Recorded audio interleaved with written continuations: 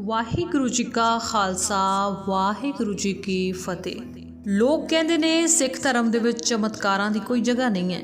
ਚਮਤਕਾਰ ਸਿੱਖ ਧਰਮ ਦੇ ਵਿੱਚ ਵਰਜਿਤ ਹਨ। ਇਹ ਗੱਲ ਸਹੀ ਹੈ, ਪਰ ਚਮਤਕਾਰ ਤੇ ਕਰਾਮਾਤ ਦੇ ਵਿੱਚ ਜ਼ਮੀਨ ਅਸਮਾਨ ਦਾ ਫਰਕ ਹੁੰਦਾ ਹੈ। ਕਰਾਮਾਤਾਂ ਦਿਖਾਉਣੀਆਂ ਪਰਮਾਤਮਾ ਦੇ ਉਲਟ ਚੱਲ ਕੇ ਕਰਾਮਾਤਾਂ ਦਿਖਾਉਣੀਆਂ ਜਿਹੜੀਆਂ ਨੇ ਉਹ ਸਿੱਖ ਧਰਮ ਦੇ ਵਿੱਚ ਮਨਾਹੀ ਹੈ। ਪਰ ਜੇਕਰ ਬਾਣੀ ਦੀ ਕਿਰਪਾ ਜਾਂ ਫਿਰ ਸੱਚੀ ਸ਼ਰਧਾ ਰੱਖ ਕੇ ਕੀਤੀ ਅਰਦਾਸ ਜਾਂ ਫਿਰ ਪਰਮਾਤਮਾ ਦੇ ਵੱਲੋਂ ਕੀਤੀ ਬਖਸ਼ਿਸ਼ ਦੇ ਨਾਲ ਜ਼ਿੰਦਗੀ 'ਚ ਬਦਲਾਵ ਆ ਜਾਂਦਾ ਹੈ ਤਾਂ ਉਹ ਕਰਾਮਾਤ ਨਹੀਂ ਹੁੰਦੀ। ਅਚਾਨਕ ਆਈ ਇਸ ਤਬਦੀਲੀ ਨੂੰ ਚਮਤਕਾਰ ਕਹਿਣਾ ਗਲਤ ਹੈ, ਕਿਉਂਕਿ ਹਰ ਥਾਂ ਤੋਂ ਹਾਰ ਕੇ ਬੰਦਾ ਪਰਮਾਤਮਾ ਦੇ ਦਰ ਤੋਂ ਜਾ ਡਿੱਗਦਾ ਹੈ। ਪਰਮਾਤਮਾ ਹੀ ਫਿਰ ਸਹਾਈ ਹੁੰਦਾ ਹੈ। ਸਤਪਾਲ ਸਿੰਘ ਬਠਿੰਡੇ ਜ਼ਿਲ੍ਹੇ ਦੇ ਨਾਲ ਸੰਬੰਧ ਰੱਖਦੇ ਸਨ। ਸਿੱਖ ਪਰਿਵਾਰ ਦੇ ਵਿੱਚ ਉਹਨਾਂ ਦਾ ਜਨਮ ਹੋਇਆ। ਘਰ ਦੇ ਵਿੱਚ ਗਰੀਬੀ ਸੀ, ਪੜ੍ਹਾਈ ਵੀ ਬਹੁਤ ਮੁਸ਼ਕਲ ਦੇ ਨਾਲ ਪੂਰੀ ਕੀਤੀ। ਪੜ੍ਹਾਈ ਤੋਂ ਬਾਅਦ ਸਰਕਾਰੀ ਬੈਂਕ ਵਿੱਚ ਟੈਸਟ ਦਿੱਤਾ। ਸਤਪਾਲ ਸਿੰਘ ਨੇ ਫਿਰ ਉਹ ਟੈਸਟ ਵੀ ਪਾਸ ਕੀਤਾ। ਇੱਕ ਸਰਕਾਰੀ ਬੈਂਕ ਵਿੱਚ ਉਹਨਾਂ ਦੀ ਜੂਨੀਅਰ ਸਟਾਫ ਦੇ ਵਿੱਚ ਭਰਤੀ ਹੋਈ। ਪਰ ਪਰਿਵਾਰ ਨੂੰ ਖੁਸ਼ੀ ਸੀ ਕਿ ਸਰਕਾਰੀ ਨੌਕਰੀ ਮਿਲ ਗਈ ਹੈ, ਹੌਲੀ-ਹੌਲੀ ਤਰੱਕੀ ਵੀ ਮਿਲੇਗੀ। ਸੋ ਉਹਨਾਂ ਦੀ ਪਹਿਲੀ ਪੋਸਟਿੰਗ ਸੀ ਪੌਂਟਾ ਸਾਹਿਬ ਦੇ ਵਿੱਚ, ਪੰਜਾਬ। ਆਪਣੇ ਘਰ ਤੋਂ ਬਾਹਰ ਹੀ ਰਹਿਣਾ ਪੈਣਾ ਸੀ ਕਿਉਂਕਿ ਨੌਕਰੀ ਬੜੀ ਮੁਸ਼ਕਲ ਨਾਲ ਮਿਲੀ। ਜਦੋਂ ਉਸਨੇ ਪੌਂਟਾ ਸਾਹਿਬ ਵਿਖੇ ਇੱਕ ਬੈਂਕ ਦੇ ਵਿੱਚ ਨੌਕਰੀ ਜੁਆਇਨ ਕੀਤੀ, ਪਹਿਲਾਂ ਬੜੀ ਮੁਸ਼ਕਲਾਂ ਆਈਆਂ। ਨਵਾਂ ਸ਼ਹਿਰ, ਨਵੇਂ ਲੋਕ, ਖਾਣ ਪੀਣ ਦੇ ਵਿੱਚ ਮੁਸ਼ਕਲਾਵਾਂ, ਕਿਉਂਕਿ ਉਹ ਆਪਣੇ ਘਰ ਤੋਂ ਇਕੱਲਾ ਕਦੀ ਨਹੀਂ ਸੀ ਰਿਹਾ। ਉੱਪਰੋਂ ਪਿੱਛੇ ਘਰ ਦੇ ਵਿੱਚ ਮਾਤਾ ਬਿਮਾਰ ਹੋਈ, ਲਗਾਤਾਰ ਕਾਫੀ ਸਮੇਂ ਤੋਂ ਬਿਮਾਰ ਚੱਲਦੀ ਰਹੀ।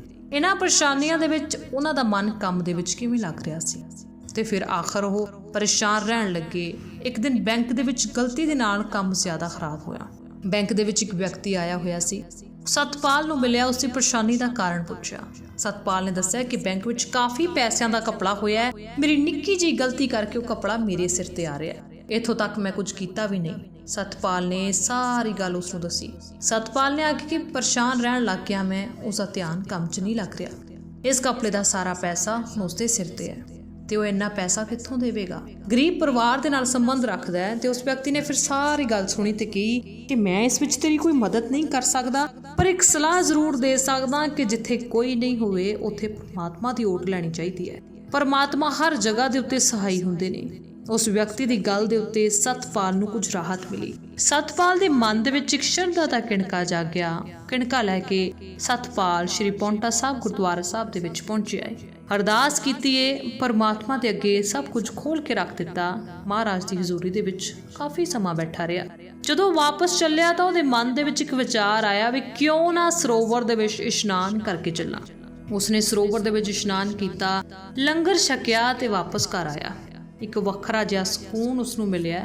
ਸੋ ਬਾਅਦ ਵਿੱਚ ਬੈਂਕ ਵੱਲੋਂ ਉਸ ਉੱਤੇ ਇਨਕੁਆਰੀ ਬੈਠ ਗਈ, ਤਬਦੀਸ਼ ਚੱਲਣ ਲੱਗੀ। ਪਰ ਸਤਪਾਲ ਦੇ ਮਨ ਅੰਦਰ ਹੁਣ ਵਿਸ਼ਵਾਸ ਬਣ ਚੁੱਕਿਆ ਸੀ। ਉਹਨੇ ਨੇਮ ਬਣਾ ਲਿਆ ਕਿ ਸਵੇਰੇ ਜਲਦੀ ਉੱਠ ਕੇ ਪੌਂਟਾ ਸਾਹਿਬ ਜਾਣਾ। ਸੁਖਮਨੀ ਸਾਹਿਬ ਦਾ ਪਾਠ ਕਰਦਾ, ਇਸ਼ਨਾਨ ਵੀ ਸਰੋਵਰ ਵਿੱਚ ਕਰਦਾ। ਹਰ ਰੋਜ਼ ਉਸ ਦਾ ਨੇਮ ਬਣ ਗਿਆ। ਇਸ ਤਰ੍ਹਾਂ ਕਰਦਿਆਂ ਉਸਨੂੰ 20 ਕੁ ਦਿਨ ਹੋਏ। ਉਸ ਦੀਆਂ ਮੁਸੀਬਤਾਂ ਵੱਧਦੀਆਂ ਜਾ ਰਹੀਆਂ ਸੀ, ਪਰ ਵਿਸ਼ਵਾਸ ਹਾਲੇ ਵੀ ਮਜ਼ਬੂਤ। ਇੱਕ ਦਿਨ ਉਸਦੇ ਮਨ ਅੰਦਰ ਇੱਕ ਭਾਵਨਾ ਜਾਗੀ। ਪੌਂਟਾ ਸਾਹਿਬ ਸਰੋਵਰ ਦੇ ਕੰਢੇ ਖੜਾ ਅੰਦਰੋਂ ਅੰਦਰੀ ਅਰਦਾਸ ਕਰ ਰਿਹਾ ਸੀ। ਉਹਨੇ ਸਰੋਵਰ ਵਿੱਚ ਚੁੱਭੀ ਮਾਰੀ। ਉਸਨੇ ਦੂਜੀ ਵਾਰੀ ਪਾਣੀ ਦੇ ਅੰਦਰ ਫਿਰ ਮੂੰਹ ਕੀਤਾ। ਉਸਨੂੰ ਕੀਰਤਨ ਦੀ ਆਵਾਜ਼ ਆਈ। ਕੀਰਤਨ ਬਾਹਰ ਵੀ ਚੱਲ ਰਿਹਾ ਸੀ। ਤੀਸਰੀ ਵਾਰ ਫਿਰ ਉਸਨੂੰ ਕੀਰਤਨ ਪਾਣੀ ਦੇ ਅੰਦਰ ਸੁਣਿਆ। ਉਹਨੂੰ ਬੜੀ ਹੈਰਾਨੀ ਮਹਿਸੂਸ ਹੋਈ। ਉਸਦੀ ਹੈਰਾਨੀ ਦਾ ਕਾਰਨ ਇਹ ਸੀ ਵੀ ਸ਼ਬਦ ਬਾਹਰ ਚੱਲ ਰਿਹਾ ਸੀ, ਉਸ ਤੋਂ ਵੱਖਰਾ ਸ਼ਬਦ ਪਾਣੀ ਅੰਦਰ ਚੱਲ ਰਿਹਾ ਸੀ। ਸ਼ਬਦ ਅਲੱਗ, ਰਾਗ ਅਲੱਗ, ਆਵਾਜ਼ ਅਲੱਗ। ਪਹਿਲਾਂ ਤਾਂ ਉਸਨੂੰ ਵਹਿਮ ਲੱਗਿਆ। ਤੁਹਾਨੂੰ ਪਹਿਲਾਂ ਦੱਸ ਦਈਏ ਕਿ ਅਜਿਹੀਆਂ ਘਟਨਾਵਾਂ ਕਈ ਵਾਰ ਦਰਬਾਰ ਸਾਹਿਬ ਦੇ ਵਿੱਚ ਕਈ ਗੁਰਮੁਖਾਂ ਦੇ ਨਾਲ ਹੋ ਚੁੱਕੀਆਂ ਨੇ। ਇਸੇ ਤਰ੍ਹਾਂ ਭਿੰਨ ਦੇ ਸ਼ਬਦ ਕੀਰਤਨ ਉਹਨਾਂ ਨੂੰ ਦਰਬਾਰ ਸਾਹਿਬ ਦੇ ਪਵਿੱਤਰ ਸਰੋਵਰ ਵਿੱਚ ਸੁਣਦੇ ਨੇ। ਇਸੇ ਤਰ੍ਹਾਂ ਸਤਪਾਲ ਨੂੰ ਵੀ ਕੀਰਤਨ ਸੁਣਾਈ ਦੇ ਰਿਹਾ ਸੀ। ਇਹ ਜੋ ਕੁਝ ਹੋ ਰਿਹਾ ਹੈ ਉਹਦੀ ਸਮਝ ਤੋਂ ਬਾਹਰ ਸੀ, ਪਰ ਆਪਣੀ ਤਸੱਲੀ ਦੇ ਲਈ ਲੰਮਾ ਸਾਹ ਲੈ ਕੇ ਜਲ ਦੇ ਅੰਦਰ ਸਿਰ ਕੀਤਾ। ਅਸਲ ਵਿੱਚ ਸਰੋਵਰ ਦੇ ਥੱਲੇ ਇੱਕ ਅਲੱਗ ਹੀ ਕੀਰਤਨ ਹੋ ਰਿਹਾ ਸੀ ਜੋ ਕਿ ਉਸਨੇ ਸਾਫ਼-ਸਾਫ਼ ਸੁਣਿਆ। ਹੈਰਾਨੀ ਦੀ ਅਤੇ ਗੱਲ ਇਹ ਸੀ ਵੀ ਜਦੋਂ ਪਾਣੀ ਦੇ ਅੰਦਰ ਆਪਣਾ ਉਸਨੇ ਸਿਰ ਕੀਤਾ ਤਾਂ ਜਲ ਦੇ ਅੰਦਰ ਬੜਾ ਬਚਿੱਤਰ ਚੀਜ਼ ਦਿਖੀ ਉਸਨੂੰ। ਉਹਨੂੰ ਇੱਕ ਮੱਛੀ ਦਿਖਾਈ ਦਿੱਤੀ। ਉਹਦੇ ਮੁਤਾਬਕ ਉਹ ਸੁਨਹਿਰੇ ਰੰਗ ਦੀ ਮੱਛੀ ਕਾਫੀ ਵੱਡੀ ਸੀ। ਉਸ ਮੱਛੀ ਦੀ ਖਾਸੀਅਤ ਇਹ ਸੀ ਉਸਦੇ ਮੂੰਹ ਦੇ ਉੱਤੇ ਇੱਕ ਸੋਨੇ ਦਾ ਗਹਿਣਾ ਸੀ। ਬੜੀ ਤੇਜ਼ੀ ਦੇ ਨਾਲ ਸਤਪਾਲ ਦੇ ਕੋਲ ਆ ਰਹੀ ਸੀ। ਉਹਦੇ ਮੂੰਹ ਦੇ ਉੱਤੇ ਲੱਗਾ ਸੋਨਾ ਚਮਕ ਰਿਹਾ ਸੀ। ਪਲਕ ਝਪਕਦਿਆਂ ਉਹਨਾਂ ਦੀ ਅੱਖਾਂ ਅੱਗੇ ਪ੍ਰਕਾਸ਼ ਹੀ ਪ੍ਰਕਾਸ਼ ਹੋ ਗਿਆ। ਉਹ ਇੱਕਦਮ ਸਰੋਵਰ ਦੇ ਵਿੱਚੋਂ ਬਾਹਰ ਆ ਗਏ। ਜੋ ਵੀ ਹੋ ਰਿਹਾ ਸੀ ਸਤਪਾਲ ਦੀ ਸਮਝ ਤੋਂ ਬਾਹਰ ਸੀ। ਉਹਨਾਂ ਨੇ ਦਰਬਾਰ ਸਾਹਿਬ ਅੰਦਰ ਜਾ ਕੇ ਅਰਦਾਸ ਕੀਤੀ ਤੇ ਬਾਅਦ ਵਿੱਚ ਬੈਂਕ ਆਇਆ। ਬੈਂਕ ਦੇ ਅਫਸਰਾਂ ਨੇ ਉਹਨੂੰ ਦੱਸਿਆ ਕਿ ਉਸ ਤੇ ਲੱਗੇ ਸਾਰੇ ਇਲਜ਼ਾਮ ਨਜਾਇਜ਼ ਨੇ ਤੇ ਉਹਨਾਂ ਨੂੰ ਬਹਾਲ ਕਰ ਦਿੱਤਾ ਗਿਆ। ਗੁਰੂ ਸਾਹਿਬ ਦੀ ਇੰਨੀ ਕਿਰਪਾ ਹੋਈ ਕਿ ਉਹਨੇ ਆਪਣਾ ਨਿਯਮ ਨਹੀਂ ਛੱਡਿਆ। ਇਸ਼ਨਾਨ ਕਰਕੇ ਪੌਂਟਾ ਸਾਹਿਬ ਦੇ ਅੰਦਰ ਅਰਦਾਸ ਕਰਦੇ ਰਹੇ। ਪੂਰੇ 1 ਸਾਲ ਬਾਅਦ ਉਹਨਾਂ ਦੀ ਪੋਸਟਿੰਗ ਪੌਂਟਾ ਸਾਹਿਬ ਤੋਂ ਬਦਲ ਕੇ ਉੱਤਰਾਖੰਡ ਦੇ ਕਿਸੇ ਬ੍ਰਾਂਚ ਵਿੱਚ ਹੋ ਗਈ। ਦੱਸਿਆ ਜਾਂਦਾ ਹੈ ਕਿ ਸਤਪਾਲ ਦੀ ਆਖਰੀ ਪੋਸਟਿੰਗ ਅੱਜ ਸੀਨੀਅਰ ਮੈਨੇਜਰ ਵੱਲੋਂ ਹੋਈ ਸੀ ਤੇ ਉਹਨਾਂ ਦੀ ਆਖਰੀ ਪੋਸਟਿੰਗ ਪੰਜਾਬ ਸ਼੍ਰੀ ਅੰਮ੍ਰਿਤਸਰ ਸਾਹਿਬ ਦੇ ਵਿੱਚ ਹੋਈ। ਸਿੱਖ ਪਰਿਵਾਰ ਦੇ ਵਿੱਚ ਉਹਨਾਂ ਦਾ ਜਨਮ ਹੋਇਆ। ਘਰ ਦੇ ਵਿੱਚ ਗਰੀਬੀ ਸੀ। ਪੜ੍ਹਾਈ ਵੀ ਬਹੁਤ ਮੁਸ਼ਕਲ ਦੇ ਨਾਲ ਪੂਰੀ ਕੀਤੀ। ਪੜ੍ਹਾਈ ਤੋਂ ਬਾਅਦ ਸਰਕਾਰੀ ਬੈਂਕ ਵਿੱਚ ਟੈਸਟ ਦਿੱਤਾ। ਸਤਪਾਲ ਸਿੰਘ ਨੇ ਫਿਰ ਉਹ ਟੈਸਟ ਵੀ ਪਾਸ ਕੀਤਾ। ਇੱਕ ਸਰਕਾਰੀ ਬੈਂਕ ਵਿੱਚ ਉਹਨਾਂ ਦੀ ਜੂਨੀਅਰ ਸਟਾਫ ਦੇ ਵਿੱਚ ਭਰਤੀ ਹੋਈ। ਪਰ ਪਰਿਵਾਰ ਨੂੰ ਖੁਸ਼ੀ ਸੀ ਕਿ ਸਰਕਾਰੀ ਨੌਕਰੀ ਮਿਲ ਗਈ ਹੈ, ਹੌਲੀ-ਹੌਲੀ ਤਰੱਕੀ ਵੀ ਮਿਲੇਗੀ। ਸੋ ਉਹਨਾਂ ਦੀ ਪਹਿਲੀ ਪੋਸਟਿੰਗ ਸੀ ਪੌਂਟਾ ਸਾਹਿਬ ਦੇ ਵਿੱਚ। ਪੰਜਾਬ ਆਪਣੇ ਘਰ ਤੋਂ ਬਾਹਰ ਹੀ ਰਹਿਣਾ ਪੈਣਾ ਸੀ ਕਿਉਂਕਿ ਨੌਕਰੀ ਬੜੀ ਮੁਸ਼ਕਲ ਨਾਲ ਮਿਲੀ। ਜਦੋਂ ਉਸਨੇ ਪੌਂਟਾ ਸਾਹਿਬ ਵਿਖੇ ਇੱਕ ਬੈਂਕ ਦੇ ਵਿੱਚ ਨੌਕਰੀ ਜੁਆਇਨ ਕੀਤੀ, ਪਹਿਲ ਬੜੀ ਮੁਸ਼ਕਲਾਂ ਆਈਆਂ। ਨਵਾਂ ਸ਼ਹਿਰ, ਨਵੇਂ ਲੋਕ, ਖਾਣ ਪੀਣ ਦੇ ਵਿੱਚ ਮੁਸ਼ਕਲਾਂ ਕਿਉਂਕਿ ਉਹ ਆਪਣੇ ਘਰ ਤੋਂ ਇਕੱਲਾ ਕਦੀ ਨਹੀਂ ਸੀ ਰਿਹਾ। ਉੱਪਰੋਂ ਪਿੱਛੇ ਘਰ ਦੇ ਵਿੱਚ ਮਾਤਾ ਬਿਮਾਰ ਹੋਈ। ਲਗਾਤਾਰ ਕਾਫੀ ਸਮੇਂ ਤੋਂ ਬਿਮਾਰ ਚੱਲਦੀ ਰਹੀ। ਇਹਨਾਂ ਪਰੇਸ਼ਾਨੀਆਂ ਦੇ ਵਿੱਚ ਉਹਨਾਂ ਦਾ ਮਨ ਕੰਮ ਦੇ ਵਿੱਚ ਕਿਵੇਂ ਲੱਗ ਰਿਹਾ ਸੀ ਤੇ ਫਿਰ ਆਖਰ ਉਹ ਪਰੇਸ਼ਾਨ ਰਹਿਣ ਲੱਗੇ। ਇੱਕ ਦਿਨ ਬੈਂਕ ਦੇ ਵਿੱਚ ਗਲਤੀ ਦੇ ਨਾਲ ਕੰਮ ਜ਼ਿਆਦਾ ਖਰਾਬ ਹੋਇਆ। ਬੈਂਕ ਦੇ ਵਿੱਚ ਇੱਕ ਵਿਅਕਤੀ ਆਇਆ ਹੋਇਆ ਸੀ। ਸਤਪਾਲ ਨੂੰ ਮਿਲਿਆ, ਉਸ ਦੀ ਪਰੇਸ਼ਾਨੀ ਦਾ ਕਾਰਨ ਪੁੱਛਿਆ।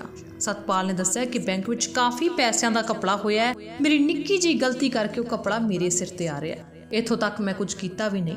ਸਤਪਾਲ ਨੇ ਸਾਰੀ ਗੱਲ ਉਸ ਨੂੰ ਦੱਸੀ। ਸਤਪਾਲ ਨੇ ਆਖਿਆ ਕਿ ਪਰੇਸ਼ਾਨ ਰਹਿਣ ਲੱਗ ਗਿਆ ਮੈਂ, ਉਸਦਾ ਧਿਆਨ ਕੰਮ 'ਚ ਨਹੀਂ ਲੱਗ ਰਿਹਾ। ਇਸ ਘਪਲੇ ਦਾ ਸਾਰਾ ਪੈਸਾ ਹੁਣ ਉਸਦੇ ਸਿਰ ਤੇ ਹੈ ਤੇ ਉਹ ਇੰਨਾ ਪੈਸਾ ਕਿੱਥੋਂ ਦੇਵੇਗਾ।